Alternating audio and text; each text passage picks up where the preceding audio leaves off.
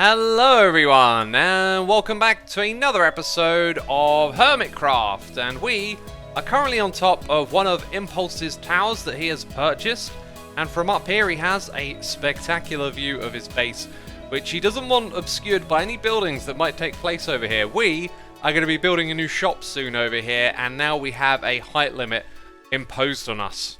The reason that I'm telling you this, though, is because this came about in a whole bunch of shenanigans that took place in a live stream. We have recently added the voice proximity mod to Hermitcraft. You may remember this menu right here from a couple of episodes back. We can now hear each other when hermits are nearby. So we did an experimental live stream. A whole bunch of us jumped onto the server. And as you can imagine, lots of shenanigans happened, including this over here. So I'm going to respect the build limit. I think it's cool to preserve the eye line of Impulse's base. And so when we get round to building, we're not going to go higher than that. Also, this face, it's really creepy. So anyways, this live stream has been uploaded to my second channel, and the feedback on it has been pretty amazing. A lot of people pointed out this thing was basically like a live episode of Hermitcraft, just hermits hanging out, getting up to all sorts of shenanigans. Goofs and gaffs were had. And yeah, if you want to watch it, it'll be linked in the description box down below. It is on my second channel for you to enjoy. Anyway, I've come over here to a site we haven't seen in a long time. This is my early game farming area. And from here, we pinched a couple of sheep. And this was for Tango's games. So me and Cubfam, we brought them round on boats all the way over to here. And dropped them down into the back of the sheep area, the Among Us game that you would have saw in the last episode. We actually need to drop down here and do some breeding, I believe. We've only got 4 of them so far. And one of the things us hermits got to do was actually test out this system, which I explained how it worked in the last episode. So I'm going to roll some footage from the live stream, and you can see us getting moved around. When someone comes in and activates the redstone, all the minecarts get shuffled along. We're basically simulating us being the sheep.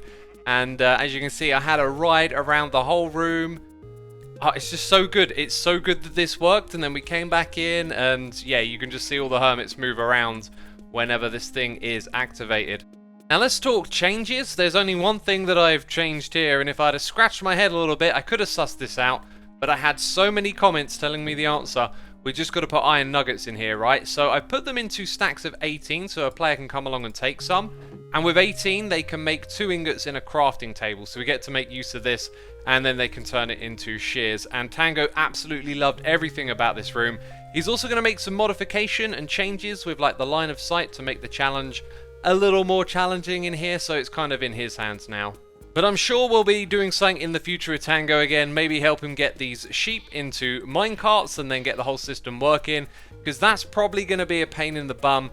And anyway, my guess is that's something we'll do on a live stream. Speaking of live streams, you might notice I've only got 1 level of XP. I died a bunch during the live stream that we did because we got to play dodgeball. It was an immense amount of fun.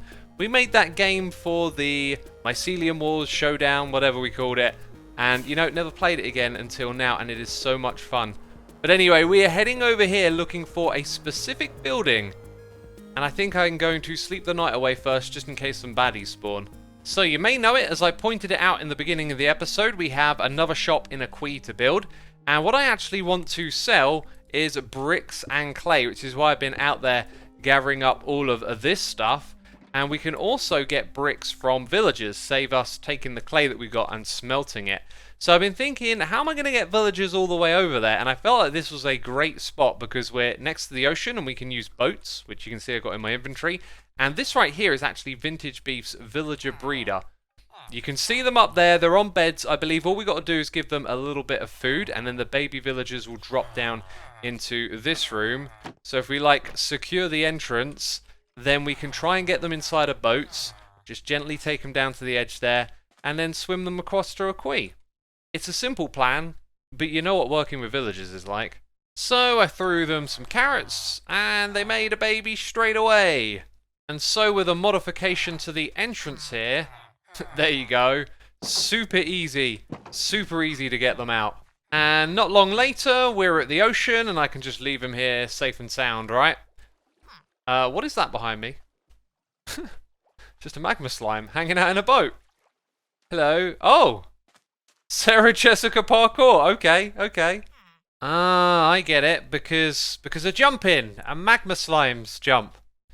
Why do I always feel the need to explain a joke?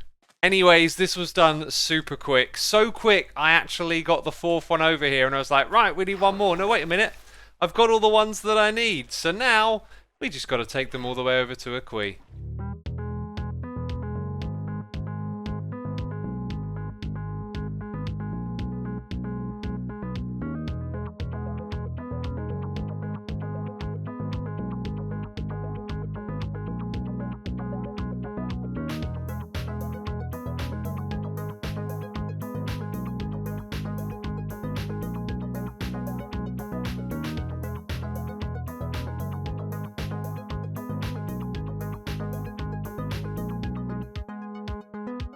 And the reason that I did that impromptu time lapse was just kind of to see how the replay mod handled it. You know, all the chunks loading in and out. Usually I have it static in one area. I also kind of remembered I saw Doc doing this earlier in the season when the camera account kind of flew all the way across into commercial area. So it's nice to know that replay mod works that way. I'll keep that in mind for the future. For now though, I've done all the awkward shenanigans of getting the villagers back in boats on land and dropping them into a hole. And then moving into these little chambers. Also, 4 of them. Why 4? I don't know. I just decided that we needed 4. We might end up needing more in the future. And I kind of jumped into this with not much of a plan, really. And then I thought, well, I need to set up a trading hall of sorts, right? And so I've just started to design something over here. There are ways to build this where you stack them up real close to one another. But based off some things I've seen, there's a couple of things I want to include here. So one of them is the doubling up of carpets. This is to stop their AI from walking around, which sounds really strange, but it's a thing that happens when a mob is on top of 2 carpets. So then in front of it, we've got the work block that we want it to use, and then a trapdoor above to stop like a baby zombie from getting in there. Now, another awkward thing I got to do is get rid of the minecart. But I think actually this might be easy. Here we go, moment of truth. Gonna click not on the villager hitbox. Excellent, it stayed there. We can break this block. Ha! We got you in place. And this is typical. This is just the way things go with me in Minecraft. I'm gonna have to move this at some point because I'm putting down the foundations for part of the building we're gonna put in this area. And let me tell you something. It will be glorious. I think this might just be the best of the 3 that we have done so far. But there is a long way to go. One of the things we need is materials, and that is bricks specifically. And I'm expecting to get tons of comments about zombie villagers and converting these guys to reduce their trading price. Thing is, it's 1 emerald for 10 bricks. That is the default trade, right? So the price can't get any lower than that. And to be fair, I was actually looking forward to doing that, as one of the things I want to do in a future season of Hermitcraft is kind of have the whole villager-oriented economy for yourself, you know, focusing farms on trading as opposed to the way we've done it this season. And I thought it would be a good learning experience, but we don't even need to do it, and so I'm going to give it a pass for now. What we do need, though, is emeralds. Last season, I made a ridiculous emerald farm. Oh! 2 diamonds per emerald stack. That's actually maybe a little bit pricey. I'm not sure. We've got to think about the conversion rate here. So how much will 4 diamonds get us? With my diamonds running really low, maybe making an emerald farm isn't a bad idea. Anyway, let's see how many we can get for all these emeralds. Oh, this divides up wonderfully. So 4 trades, 2 diamonds for 1 stack of emeralds, and we get that many bricks. I think that's actually a really good conversion rate. So that price, I think Impulse just found himself a new customer. And you basically get like 2 lots of trading before they restock. So let's see what this is when we convert it into bricks. We will sell in this place both bricks like this and the regular type. So an investment of 4 diamonds making 5 stacks. We'll probably end up selling these at 2 diamonds a stack, and that'll be a great way to make a profit. But as you might suspect, we need to move these villagers. And so I've cleared out all of the water. Yes, there was nothing but water below here.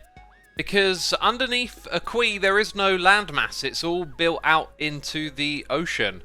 And given how this building kind of comes over the edge like this, I'm going to have to do some of my own landscaping or terraforming, whatever you want to call it, after the build is finished. But first of all, we're going to have to move these villagers, and you know that this is just going to be a pain in the bum. Or maybe not, because I've built the new array directly above the old one, and yes, I'm thinking we might want to expand this, but here's how we're going to do it. They're standing on top of that block, and there are some carpets above them. They might take fall damage. No. And the trick here is that I've got more carpets. So break those ones, excellent, and yeah, I kind of now just want to break this one here. What if I drop down? Aha! Aha! See? It's easy. So with all of them down here, I decided to make the array a little bit smaller so we can build walls around here. So potentially we can double the amount of villagers. But for now, I've been building a part of the building that goes above us. And it looks, well, not actually that charming from this angle here. But once we build the rest of the building above and around it, it's really going to make everything about this pop. So far, though, I'll admit, this does look pretty dull.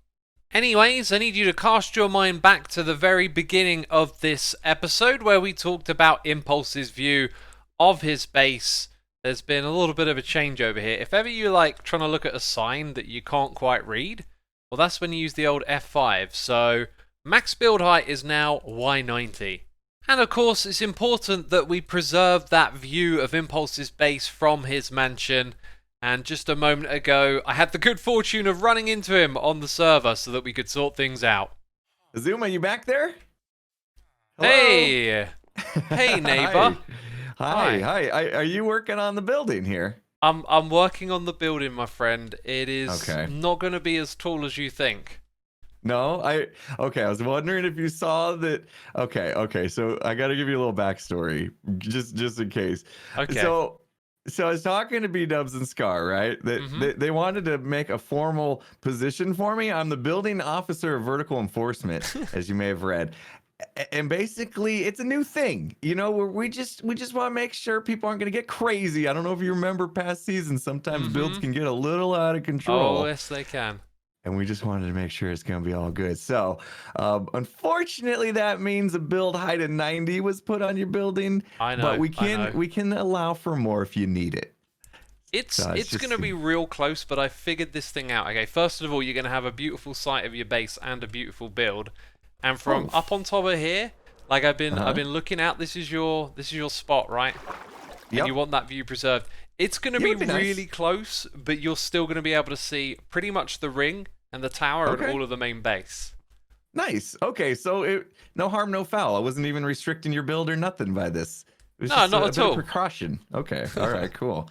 Oh man. All right, but it is going to block a little bit. I can handle that. No big deal. It'll come close. Look, here's the thing. If it does end up blocking the view a little bit, how about this? There's going to be like a top floor over here with some windows on it and a even better view of your base. So would you be interested in moving in over here as well? You could have another office in the area. Yeah, you gonna like charge me rent for that? Or I mean, that sounds like I should be paying you for that, right? How about this? How about you offer me some sort of discount deal on emeralds, right? If you follow me down here, okay, I'm still building everything, right?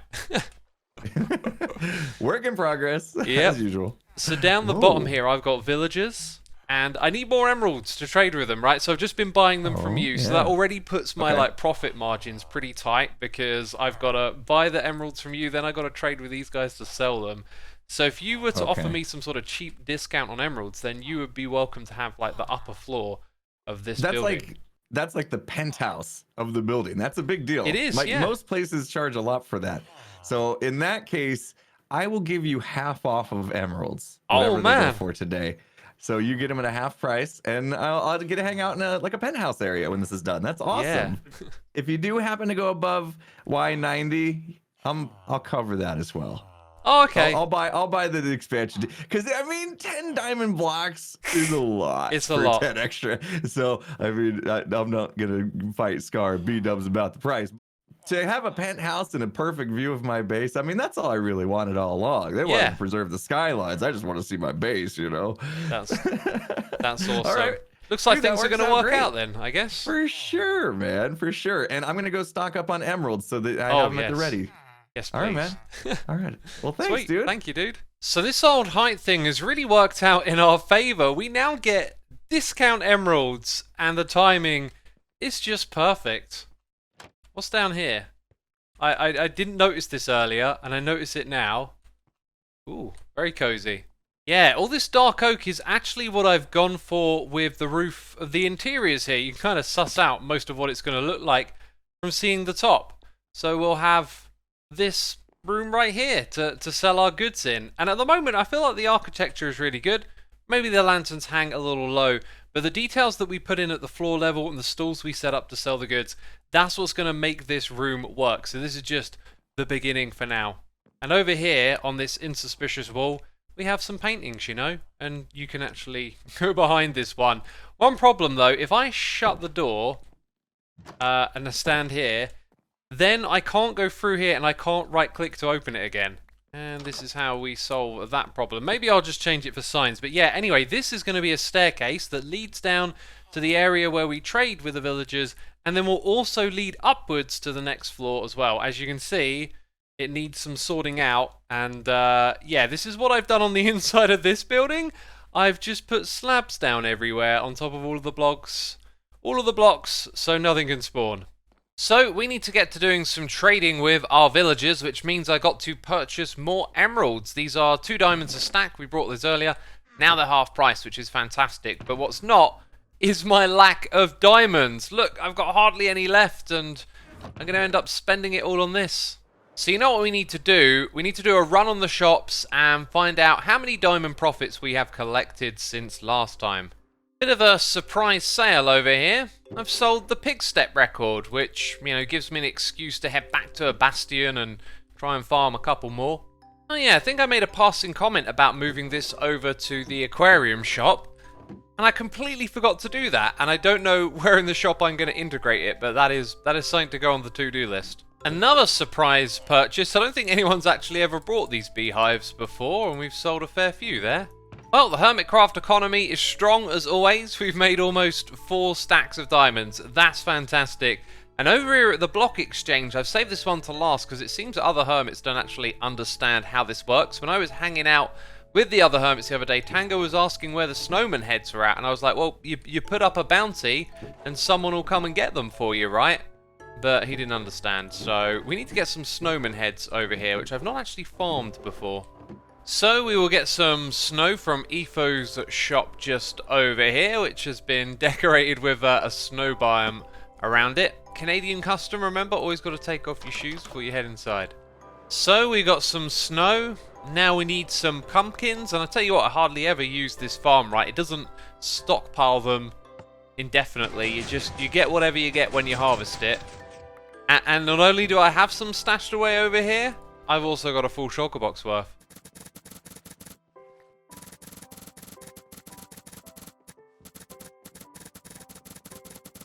If ever I needed to mass carve pumpkins, that would be a great opportunity to make a contraption. Although I really can't think of a way you would actually automate this. And yeah, I left my tools back over in a quay, so I'm using an iron axe. So we need a place in which to make these snowmen, and I thought of the perfect location. I've also just realised that I don't need 2 stacks of carved pumpkins. I just need the 1. As you can see, we're heading towards a snowy area. And so I figured there'd be very little harm in deploying snowmen in this area. This is a place that you only really come to, you know, 1 time a year, and there's some beautiful builds here that kind of get forgotten about, you know. Nothing quite like spamming these things into existence. And they look so derpy, right? And now we need our shears, or maybe not, because I think the snowman head that Tango is after is that. So we now get all of those carved pumpkins back.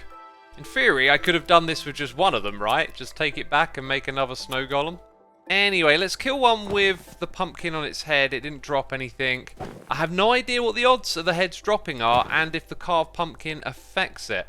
Hey, I finally got a head. Turns out there's an 8% chance with looting free of getting this. I finally decided to look it up, and you don't need to carve their heads off. And it made me wonder, like, maybe the Vanilla Tweaks mod pack could be updated so it works both ways around, and then you could get a miniature carved pumpkin head. I think that would be pretty cool. This might have been a smarter way to have gone about this. Create a little bit of redstone to help you with the creation process. Once we go over 16 though, entity cramming will kick in, right?